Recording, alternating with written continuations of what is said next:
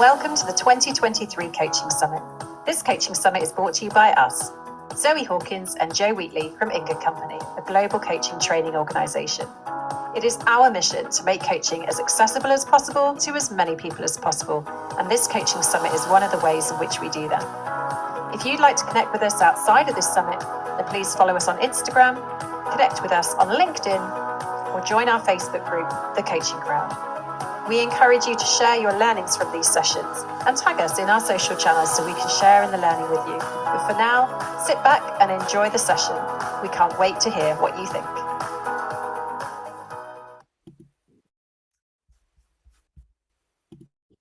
Hello everybody, it's finally mine and Zoe's turn to be with you for this afternoon's or the lunchtime session today. And I'm really pleased to have Zoe here with me, who's back from a little trip away. So our session today is all about coaching, emotions being at the heart of training to be a coach. And some of you here might be people who are in training, thinking about coaching training. Maybe you're qualified coaches and you're thinking about your CPD plan, which we know is part of the requirements of being an ethical and an accredited coach. So we have some slides that we'll be sharing with you. We'll have some questions and reflection points as we go through our session today.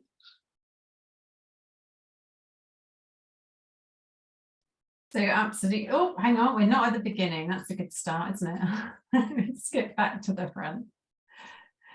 So welcome to this session on a new wave of coaching training. I'm going to keep my eye on the waiting room, letting people in as Joe kicks off, and I'll be with you very shortly, but really excited for this session and all of you today. Okay, so let's get going. Zoe and I are the co-founders of Inga Company. We are a global accredited training organisation, and we're going to take you through this new wave of coaching training and give you some of the highlights of our emotions coaching practitioner training.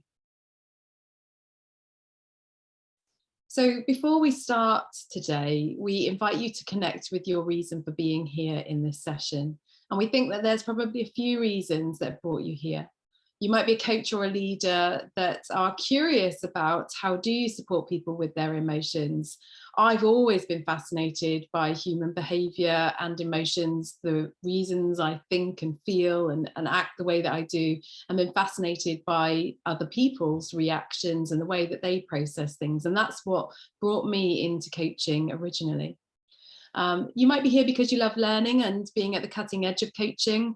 When I was looking at my own CPD and I've trained as a grief recovery methods specialist. I've done team coaching training, systemic stuff, all sorts of different things throughout my CPD practice as a coach, and always interested in what's new and what's coming. And when I looked for training around emotional intelligence or emotions coaching, I found actually there wasn't a great deal there. And when Zoe and I talked about our coaching and what makes our coaching unique, and lots of people would ask us, what is it that you do? How do you do what you do?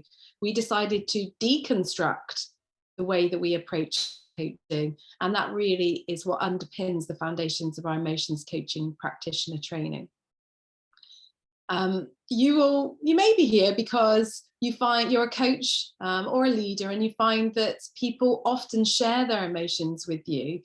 You're one of the people that seems to be a magnet for that, and people feel safe to share their feelings with you and explore their feelings with you. And you think you're doing okay with that, and you think that you are supporting people, but you'd like to know how to do even better, how to lean more into your strengths.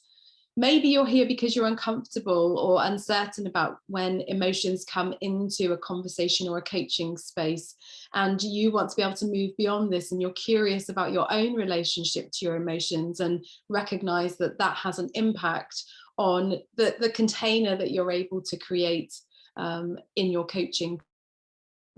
Whatever the reason that you're here, you are very, very welcome, and we hope that you find today's session useful for you as we some new insights and frameworks with you. We'll be covering in today's session is our emotional archetypes model, our 6 principles of emotions coaching, and also some of the beliefs that we may have around emotions, which we call emotional narratives.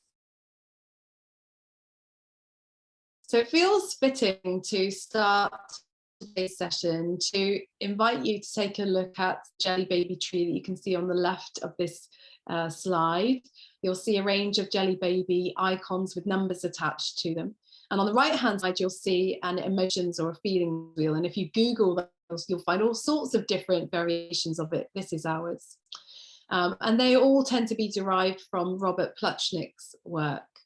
So if you could drop into the chat for us, which of the numbered jelly babies are you feeling? So which resonates with you, and what emotion is it that represents for you? So you might put in number 11, feeling content, or you might put in number 1, feeling reflective.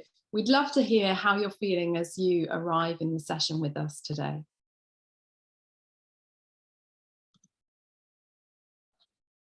So Brian, you put in 20. What emotion does that represent for you?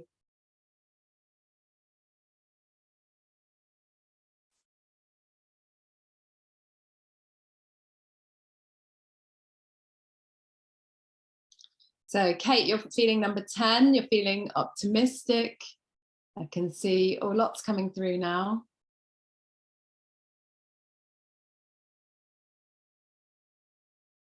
15, connected. 20, relaxed. 18, daring. 8, adventurous. Number 13, hanging on whilst juggling many things. Maybe you can find an emotion in the wheel that represents that sense of hanging on. Number 10, hopeful. So what you'll probably see from the chat is that some of you will have chosen the same number in terms of the jelly baby, the visual, but you'll have a different emotion that represents for you. Sometimes when you're in conversations and you ask other people, or even you're asked sometimes, how do you feel, or how are you feeling yourself?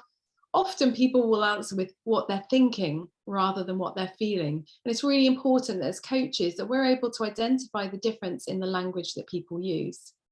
For most people, when you ask them how they feel, their kind of emotional range, if you like, tends to be quite limited. So when we're asked to name emotions, we can probably name about 7 before we start to dry up. What you can see from the wheel in this slide is many, many, many more emotions that any of us in any given moment might be able to draw from. And there's lots of things you can do with. We kind of guide people through on our ILM training, and we have a module in there which is an introduction to emotional intelligence. But generally speaking, the curriculum of your kind of like foundation or significant coaching training isn't required to cover or even have time to cover the depth of what's possible with coaching around emotions. So thank you all for sharing those. Lots of lovely emotions in there, all of them important and valid and varied. And it's really important that we're able to acknowledge ours and our clients' emotional experience. And we'll talk more about that as we go through the session. So a little bit about us. As I mentioned earlier, Zoe and I are co-founders of In Good Company. We have been running our business now for 12 years, getting into our 13th year. And like any business, it's a living system, a living organism, and it has been squiggly for us. But we're really grateful and loving the work that we do in our business right now. We're fortunate enough to have been nominated for a number of awards, both the business itself, but also for our program, which is lovely. Our coaching qualifications, our ILM level 3, 5 and 7 are accredited. They're accredited with the EMCC. So our level 7 is accredited at senior practitioner level, our level 5 practitioner, and our level 3 level. They're also accredited with the ICF. And we're just going through the process of accreditation with the Association for Coaching. So we'll have the whole remit really of coaching accreditation.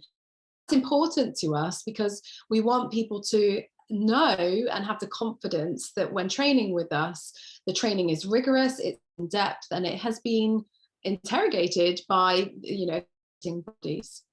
I was fortunate enough to win the EMCC, and the EMCC, for those of you that don't know, is the European Mentoring and Coaching Council, one of the 3 main coaching bodies. And so I was fortunate enough to win the Best Coach Practitioner Award back in, which is amazing and comes from feedback from clients.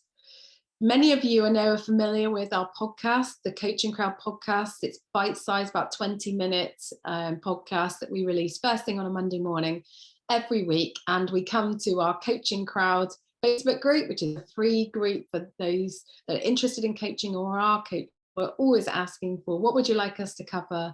Use our supervision groups and our trainings to get ideas of things that are coming up for coaches.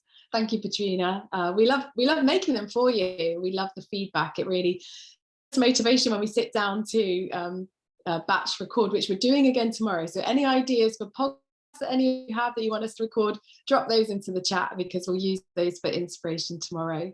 And it's amazing that that has remained in the top 1% of global podcasts. So lots of pinch us moments. We're also authors of Deciding to Coach, which was an Amazon bestseller in 15 categories.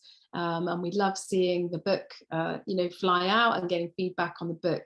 It's a book of 2 parts. The first part is about making that decision as to whether or not you want to become a coach. And the second part is how you do it. And then, as we say, so our most recent addition to our kind of catalogue of coaching training is the Emotions Coaching Practitioner Programme, which is just going through a trademarking process at the moment. And it's accredited with 40 CCEs with the ICF, and can also be used when you're going for your accreditations with the other accrediting bodies. Brian's saying we'll do a podcast on running a summit. Okay, we can do that. So great, thank you for the ideas that are coming through.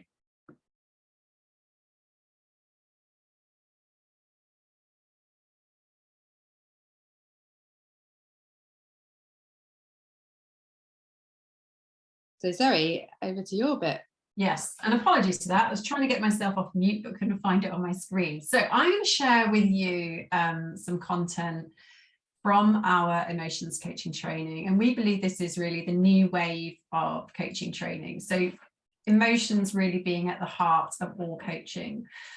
Our fundamental belief is that all coaching is about emotions. So if you think about goals that you bring to coaching, that your clients bring to coaching, or as a leader that people come into your room with, there is always an emotion at the heart of that goal. So let's say it's changing career. The emotion at the heart of that goal might be about seeking fulfillment, or it might be about dissatisfaction. Or if somebody comes in with a piece of work that they are seeking some clarity on, the emotion might be frustration that is leading them into your room to ask for guidance around what they might need to do. There is no goal without an emotion that sits behind it. And so for us, emotions are a universal human experience and very much at the center of coaching.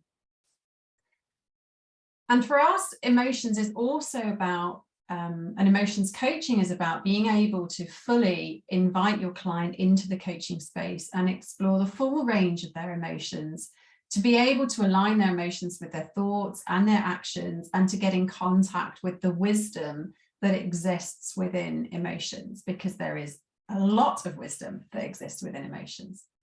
So working with emotions as a coach is a core coaching competency. It's about being confident to be able to do that, and it's about having the capacity to be able to do that and to inquire into our clients' emotional states. Because for us, emotions are the glue of coaching. They are really what helps to ignite insight and awareness at a very deep and transformational level. Not always meaning that emotions work has to be deeply emotional. It can also be light and exciting and full of anticipation. It's so important to us that as we developed the emotions coaching practitioner training, we also developed a competency framework. So within our new wave of coaching training, we look at emotions through the lens of self. So what are the emotions that our clients come with? We look at emotions through the lens of others. How might others emotions be impacting our clients, or how might our clients be impacting on other people's emotions? This is in the context of their goal. We also look at the systemic lens and that wider world view of how do the collective emotions impact on our clients' emotional well-being in the context of their goal. And also thinking about ourselves as practitioners, as the tool, how do our emotional states translate into the coaching relationship, and how might we use our senses and our emotions to be able to also continue to ignite insight and awareness. So we take a supervisory lens through emotions as well. We also believe that if you want to hold a space where coachees can learn from their emotional experiences, you have to be prepared to learn from yours too. So at the very heart of this training is about developing the insight and awareness of the relationship that you hold with your own emotions, so you can extend your container to be able to hold that for your coachees. So this program, the Emotions Coaching Practitioner, is both personally and professionally transformational. So not only does it help you as a coach or emerging coach to be able to learn about yourself, it helps you to build the capacity and the confidence to work with your clients too. I want to introduce you to this model, which is a model that we go into some depth with on the Emotions Coaching Practitioner program. But this really sets the kind of destination of why would you work with emotions in coaching. And one of those destinations is about emotional freedom. So if we take a look at the two axes, looking first at emotional literacy. So as Joe mentioned earlier, being able to explain our emotional experiences is a really key important part in helping us to feel and be understood in the world. And some people have really strong emotional literacy and actually find it very easy to explain their emotional experiences.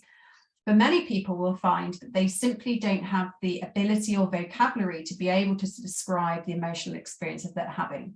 So that would be the first axis. The second axis is about the connection that we have to our emotions. So for some people, they will feel strongly connected to their emotions and experience them in a very connected way, being able to really feel what they feel. And others will be somewhat detached from their emotions. And depending on the combination of emotional literacy and emotional connection, we have these other destinations. So with emotional freedom through emotions coaching, we can help clients to extend their emotional literacy and be able to connect in with their emotions so that they can experience that emotional freedom, which is where emotions can pass through. You have the skills and ability to understand the wisdom that is contained with your emotions. And then there are these other destinations. So emotional flooding may be where you experience your emotions strongly, but you don't have the literacy to be able to explain what's going on. And that can be a very frustrating place to be, where you can feel sort of trapped inside your emotions, unable to make yourself understood. Emotional stonewalling may be where you don't have the vocabulary, but you also don't necessarily want to connect in with those emotions either. So you almost just put them away. You sweep them under a lumpy carpet somewhere to deal with them later as you just plod on. But what we know about stonewalling is that can trip you up further down the line. And then fragmentation may be where you are able to explain your emotions. So you can sit with someone and you can say, oh, I'm feeling sad or I'm feeling happy, but you don't let yourself necessarily really connect in with those emotions. And that can make it hard for somebody to understand who you are, because they hear what you say, but there's somehow a disconnection with the experience that they're having of you. So be really interested to know, as you just make contact with this model initially, which of these destinations do you relate to? You may find that actually you relate to all of them, which is great. Maybe you recognize you have a dominant one. And what tends to happen is under stress, these come out as well. So my typical destination, which I've done a lot of work on, would be emotional stonewalling. That would be my go-to in terms of the relationship that I had with my emotions. Obviously through the work that I've done, and certainly this program, I now confidently sit in that emotional freedom box with a very fulfilling relationship with my emotions, but it's not always been that way. So let's have a look at what we've got. It's a question in the chat from Katie. Is it possible to be emotionally literate in some situations or with some people and not in others? Katie, I would say if that is your experience and the experience of your clients, then yes, absolutely. And I think that's a lot to do with our safety, isn't it? Like, who are the people that we feel able to open up with or able to connect with?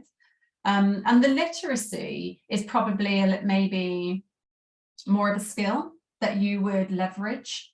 So not necessarily are you less able to have the literacy, but it might be about whether you're using it in those populations or whether you're selective about it. Would you add anything, Jo? Just that, yes, I agree, Katie. I absolutely think it is possible. I can think of examples myself.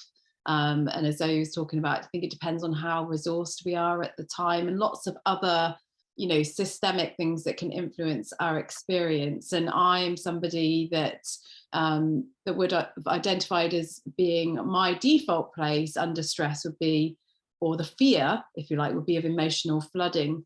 And I experience it a lot with clients that will come to sessions and you know, some clients, it's all about the feelings and they struggle to get past the feelings. And so it's important for us to do work with them in that space.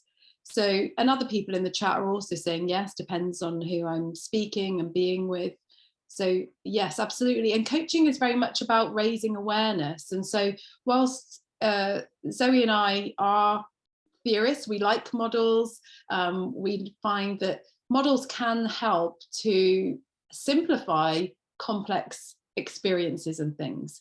We don't want it to be labeled. It's just a starting point or a catalyst maybe for a conversation. And what we like to do is explore things with clients and for clients to create their own understanding and awareness of their experience. So a client might say, I don't identify with any of these. For me, my experience is, and describe that, which is great because they might not have been able to do that before. So using things like this as a catalyst can be helpful. It's also normalizing, isn't it? You know, we want to normalize emotions so that people don't feel additional shame or anything attached to the emotional experience that they're having. So when you show people something like this and they can self-identify, it's like, yeah, and others too. It's less isolating to be in that experience. All right, so let's hold that in mind then as Jo introduces us to the first 3 of the 6 core principles of emotions coaching. So the idea behind the 6 principles is a way for us to be able to order content for people that are training to be emotions coaching practitioners with us. And it's not so much about a standalone principle, but how these principles exist together. So the first one is that emotions are neither good nor bad. And this is really addressing or identifying the way that we perceive our emotions influences how we feel about experiencing them and then impacts our experience when we think about our goals, for example, or our clients think about their goals and what they want to achieve. So if you've got somebody that sees anxiety or fear as bad and there's something that they need to get away from or want to get rid of, they can get distracted from their goal by being caught up in the fear of the fear, for example. And so the energy goes into preventing that experience rather than energy going towards, you know, creating a plan, being future focused. So we do work with our clients around their perceptions of their emotions. With each of the principles on our training, we have the theory and the background, obviously, behind the principles, what it means in practice, and also we share with you a couple of tools that you can use with clients. So the second principle is you are not your emotions.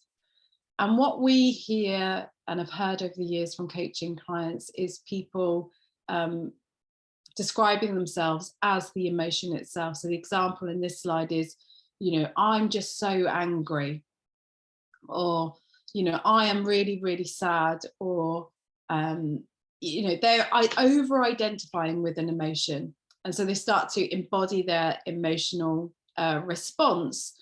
and they start to feel that there is no choice to not experience that emotion, to experience something else, because they so strongly identify with a particular emotion. And that can create a stuckness for them and can become a blocker for them in terms of achieving their goals. So we can support our coaching clients to help them to create some space between themselves and their emotional experience. And in that space in between, there is the opportunity for choice.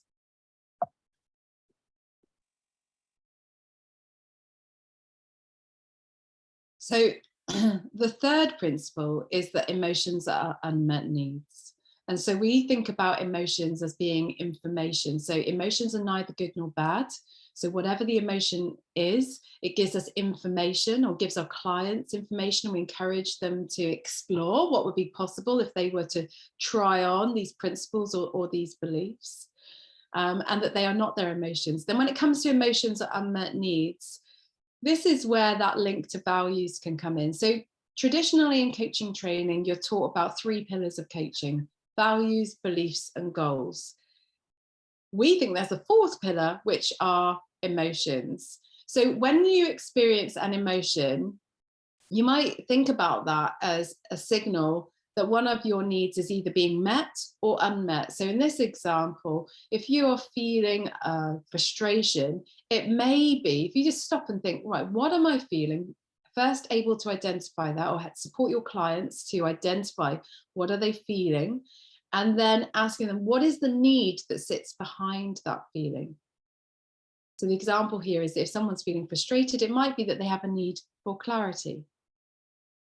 If someone is feeling fulfilled, what is the need that has been met that has enabled them to feel that?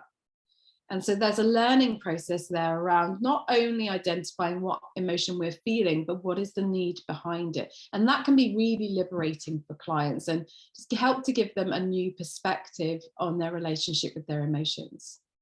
So what we'd like to know is, out of the 3 principles that we've shared so far, which is that emotions are neither good nor bad, you are not your emotions, and emotions are unmet needs, which do you think would be most transformational for you or for your clients?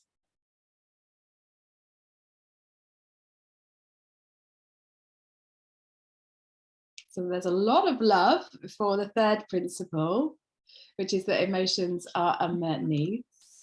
But I can see some people saying all of them, and some people choosing the 1st and the 2nd there as well. Okay. Great. So let's continue on then, because there's 3 more. The 4th principle is that emotions are not always authentic. And so this principle really comes from the theory of transactionality. Some of you may be familiar with racket feelings. And it's looking at this concept that one emotion that we're experiencing may be a mask for another, more socially acceptable emotion. So for example, sadness, if we're experiencing sadness and we take all the actions to try and resolve our sadness, but find that the sadness is still there, it may be because that isn't the authentic emotion that you're actually experiencing. There may be some anger that lies beneath that. And so when we look at emotions through the lens of them not being authentic, what we're encouraging our clients to do is to look beyond what their first initial reaction and emotion may be. And sometimes this is where you also bring in this concept of perception is projection. And so somebody may be experiencing some anger at something happening to them, whereas it may be that when you use this piece around emotions not always authentic, that they are actually feeling some anger about themselves, something they maybe have or haven't done, and they're projecting that anger out onto somebody else or onto a situation. So that's where we're bringing in the lens of self, others, and wider world. So we help our clients to go deeper than their initial reactions and experiences in the pursuit of their goals, so that they can resolve the authentic emotion and meet the need of the authentic emotion. And through doing this, emotions become less scary and become less obstacles for people, because they develop the skills to be able to process their authentic emotions. The 5th principle is emotions are interlinked. Now, many of you will be familiar with the interconnection between our thoughts, our actions, and our emotions. So obviously there's a connection there. And emotions are also linked to the past, to the present, and to the future. And they're also linked to each other. So often we will see our clients will experience emotional sequences. And as we work with clients to help them to understand the different intrinsic links that they have between their emotions, they are better equipped and able to be able to understand the needs that they have.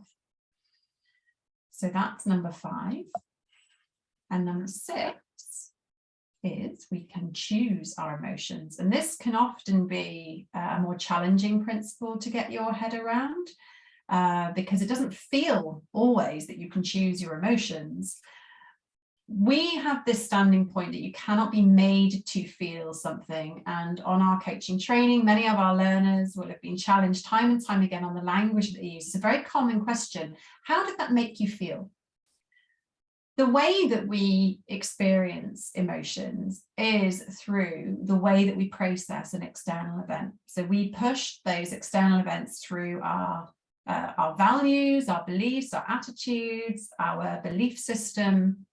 And then we have an emotional experience. And so because we are in control of the beliefs that we have, we can challenge and change the beliefs. We can also change the emotional responses that we can have by challenging our mindset. So our emotional reactions exist inside of us and are created as a result of the external stimuli. Therefore, the response is ours to choose. And sometimes just being able to sit and identify what would I rather feel here can be incredibly liberating for somebody who doesn't feel like they are in control of their emotions. So this is the forward-focused piece of emotions coaching work, and we find it's a really invigorating space to work with clients. So to connect in some of these, what I want to ask you, just think for a moment of an emotion that you don't like to feel. So it might be anger or rage, just something that you don't like to feel. And connect in for a moment around what beliefs you hold about that emotion, and drop some thoughts into the chat. And as you do, I will share with you one that I got in contact with through this kind of work was around rage. Infuriation, I think, was the emotion. And a belief that I came in touch with was something around like it's not elegant to experience infuriation. Like I didn't have, it was like I wasn't giving myself permission. Like infuriation, that's not an attractive emotion to have. So you don't want to have infuriation. And so I would always downplay many of my emotional reactions, because those particularly that I was infuriated about, to make it more palatable, probably for others, not for myself, but for others. So the beliefs that we hold about our emotions will really influence those emotional experiences that we have. So what are you seeing in the chat there, Joe?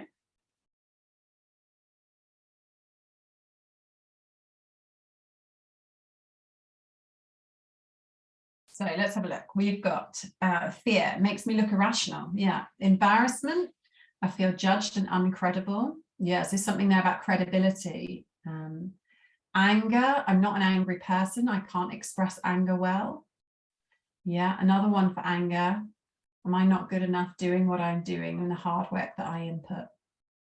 Yeah, so it can be really fascinating to start to get in touch with the beliefs that we hold about emotions. And then you can start to see how that connects to emotions are neither good nor bad.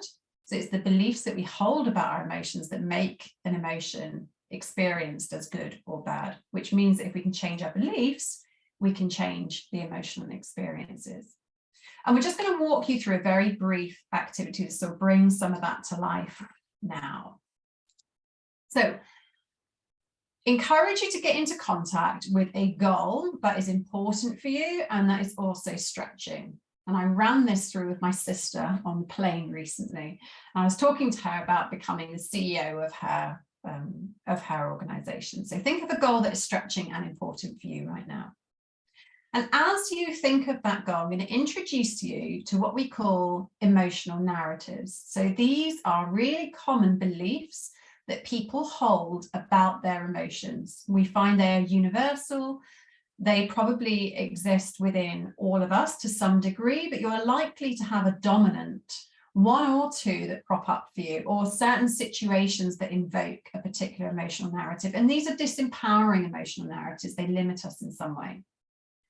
So I need to hide my emotions. I need to deny my emotions. I need to control my emotions, and I need to feel the same as others feel.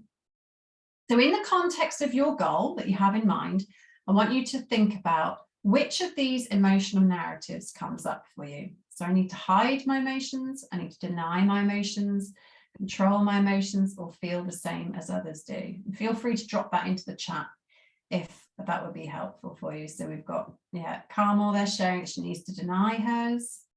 Yeah, mine would have used to be I need to hide my emotions.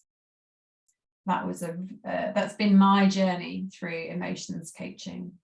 Yeah, controlling emotions, denying, hiding. Yeah, so lots of you connecting with this. So when you think about that narrative, then how does that limit you? So just connect in with that for a moment, and I'll share with you what my sister shared when I did this with her. So hers was about controlling her emotions, and she was thinking about being in a board meeting with the other senior leaders and being challenged on big projects that are coming up, and her goal is, remember, that she's on the CEO pathway. And what she was recognizing that is in controlling her emotions, she probably wasn't speaking as freely as what she would have liked to. And she was also downplaying the importance of different objectives or different opinions that she had. She was also just staying more silent, so dishonoring some of her own experience because she was worried about sharing something too passionately or sharing something too openly. So what have we got here? So often need to feel the same as others feel, deprioritizing versus others, in terms of hiding your emotion. So connecting in with the ways that limits you. And then let's flip the coin, right? So empowering emotional narratives. Here's some alternatives. It's healthy for me to express my emotions. My emotions are important. It's safe for me to share my emotions, and my emotions are equally valid. So again, reconnecting with your goal. Okay, so on a CEO pathway, what is a more empowering emotional narrative that's going to be good for you here? So let's work with my emotions are equally valid. Okay, or you pick which is most useful for you. That's one that came up in our conversation. And how would things be different if you use that narrative? Or maybe it's one of your own that you're connecting in with, but what is an alternative empowering narrative?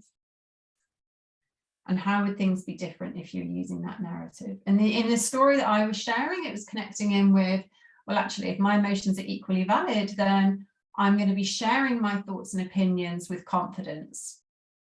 I'm going to be acknowledging that emotions are present in the room, both in myself and in others. And emotions are also present in our workforce. And so it's really important that we acknowledge the emotions that are evoked with these different objectives and thoughts and ideas, and work through them from a sort of project management and logical perspective as well. Yeah, so Catherine bringing that to life for us there. So emotions are an unmet need, so they are obviously healthy. Yeah, great. So this is a very short example and just one way of being able to look at how do you take an experience, work it through in an emotions coaching way, and reframe it so you can start to work with something that is more positive. And it's the common theme that we hear in coaching. You can't change what you can't see. And most people cannot see how the narratives that they hold about their emotions are limiting them in the achievement of their goal. So a lot of this work is about bringing new awareness to the surface so that your clients can make choices about how they work with their emotions moving forward, and often helps to compel them in and forward on their goals as well. So you still with us, Joe? Because I had my sort of camera off there. Excellent. Yeah. So that was obviously a whistle-stop tour between some of the of our emotions coaching practitioner training. And I know there's a question about whose model was the archetypes model. Yes, we created it. We created the framework, and we've put together these 6 principles. So we encourage you to share things. If something rings out to you, please reference it to us. It is going through a trademarking process at the moment. So we have lots of questions about our emotions coaching practitioner training, because those that have trained with us already rave about it on their socials. And so if you are interested in learning or training with us to be an emotions coaching practitioner training, then our next course starts in October. The way that the materials are shared they are shared on a weekly basis. So you are drip fed each of the modules. There is a foundation model, which is introduction to emotions coaching. We have an ethics and trauma module. We have stuff around values and beliefs. You then have the core principles, and you also have the a self-care module, because to work with clients in a depth way, we must ensure that our relationship with our own emotions is healthy, and that we take care of ourselves so that we can be present in this work. Flip forward onto the next slide. So there are a few different ways.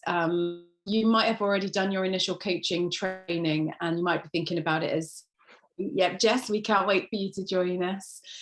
So you can do it as a standalone piece of CPD with us. It's £2,000 including VAT to course. We also have a new way. So we've got a lot of people that said, I want to do both. So we've a number of people are signing up to both our ILM 7 plus emotions coaching, and we offer a discount. We don't offer discount anywhere else, but a saving for that, the purchase of 2 together of £500. You need to contact us directly to book that, because it's not, we haven't had a chance to put it on the website, but we have had people booking it direct with us. So that would be contacting us on the info@rgcompany.uk email address. And if you are thinking, well, I'm not there yet, I'm in love with coaching, I'm falling in love with coaching, I think I'm good at it, I want to get some training, I want to train with you, and you want to join us for our ILM 5 or 7, they start in September. We've only got 5 places left on our daytime semi-intensive option with Zoe and I. We've got, I think, 50% of places left for the evening, which is a weekly evening option. And as I say, there is an introduction to emotional intelligence module in the ILM, but the in-depth stuff is in the separate training. So I gave you an overview of this a moment ago, but what I didn't mention is, well, you know that you have the 2 tools that we give you for each different 6 principles, but we do a questionnaire, the emotions archetypes model that you saw earlier. We have a questionnaire that we give you that you can use with your clients, or for those that might be interested in coaching with you around this particular area. And we also give you a brochure to be able to use with clients as well. And we support you after the training. So you have the pre-learning, which, as I say, is drip fed over 8 weeks. You then come and do the live training with us, which is 4 days. And we then support you after that with 3 one-hour, what we call integration sessions. They're like coaching supervision.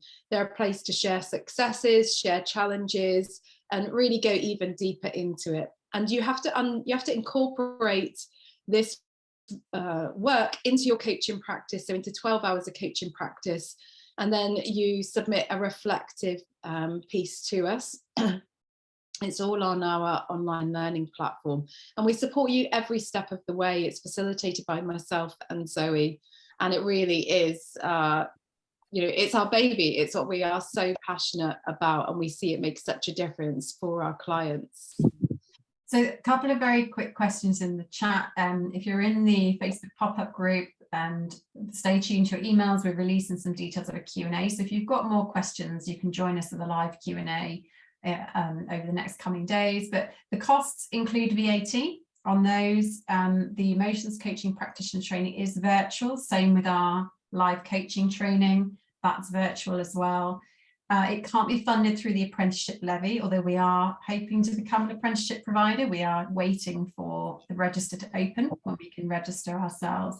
The programme, the emotions coaching practitioner training, end to end, I would say, is about 6-month programme. So you've got the pre-learning, the live training, the integration, 12 hours of coaching practice and writing up, and that takes about 6 months. I think what's important to say about the pre-work is that it includes live demos. So Zoe and I demonstrating all the things that you're going to be learning, and to be able to watch a coaching session in practice, we know is very valuable, and you rarely get access to that. So you'll have 12 demos, and when you come to the live sessions, you will be practicing the tools, getting feedback, and you'll also be experiencing it. So you'll need to be the coachee being coached, so you get to experience that too. So that's what makes it such an intensive and transformational experience.